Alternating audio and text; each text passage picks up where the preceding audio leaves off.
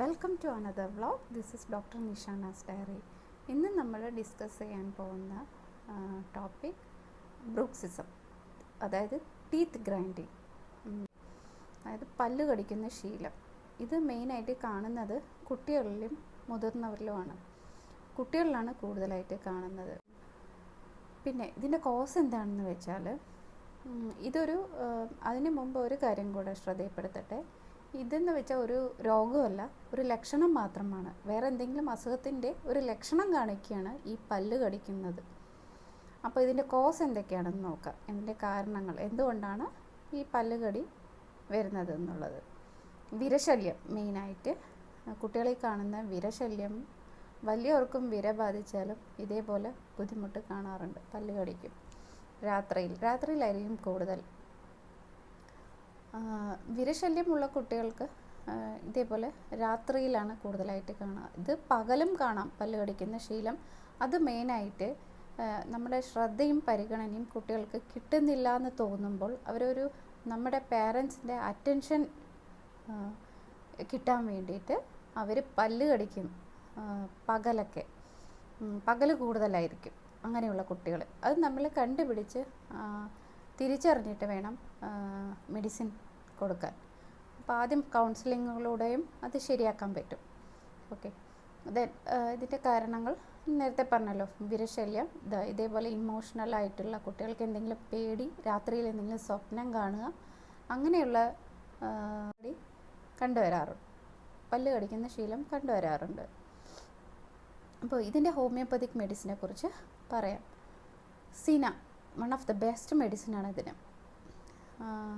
സിന എന്ന് പറയുമ്പോൾ നമ്മൾ ഈ സിനയെ കൊടുക്കാനുള്ള റീസൺ കുട്ടികളിൽ എന്തൊക്കെയാണെന്ന് പ്രകടമാകുന്നതെന്ന് വെച്ചാൽ, ഈ കുട്ടികൾ ആദ്യം മൈൻഡ് സിംറ്റംസ് എന്തൊക്കെയാണെന്ന് നോക്കാം. അതായത് കുട്ടികൾക്ക് എടുക്കാൻ ഇഷ്ടമാണ്, ഒക്കത്തിരിക്കാൻ ഭയങ്കര ഇഷ്ടമാണ്.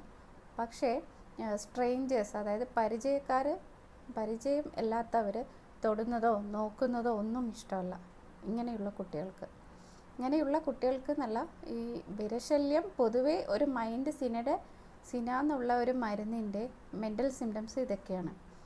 ആ കുട്ടികൾക്ക് ഈ ഒരു ലക്ഷണങ്ങളൊക്കെ പെട്ടെന്ന് പ്രകടമാണെങ്കിൽ ഈ മരുന്ന് കൊടുത്താൽ നല്ല റിസൾട്ട് വരും. അപ്പോൾ തൊടുന്നതും എടുക്കുന്നതൊന്നും ഈ കുട്ടികൾക്ക് ഇഷ്ടമല്ല. സ്ട്രേഞ്ചേഴ്സ്, പരിചയമില്ലാത്തവർ. പിന്നെ നമ്മൾ അവരോരോന്ന് ചോദിക്കും. നമ്മൾ അവരുടെ ആഗ്രഹം സാധിച്ചു കൊടുത്താലും അവർക്ക് അതിലൊന്നും തൃപ്തി വരില്ല. വീണ്ടും ചോദിച്ചുകൊണ്ടേയിരിക്കും. അങ്ങനെ ഒരു സ്വഭാവമുള്ള കുട്ടികളാണ് സിന. പിന്നെ ഇവർക്ക് ഭക്ഷണ കാര്യത്തിൽ മാംസം ഒട്ടും ഇഷ്ടമല്ല, കഴിക്കില്ല. അവർക്കത് തീരെ താല്പര്യം ഉണ്ടാവില്ല. തണുത്ത പാലൊക്കെ കുടിക്കാൻ താല്പര്യം കാണിക്കും. പിന്നെ വിശപ്പ് കൂടുതലായിരിക്കും ഇങ്ങനെയുള്ള കുട്ടികൾക്ക്. പിന്നെ വിരശല്യവും കൂടുതലായിരിക്കും. രാത്രിയിൽ ഇച്ചിങ് ഒക്കെ ഉണ്ടാവും ഏനൽ ഭാഗത്ത്.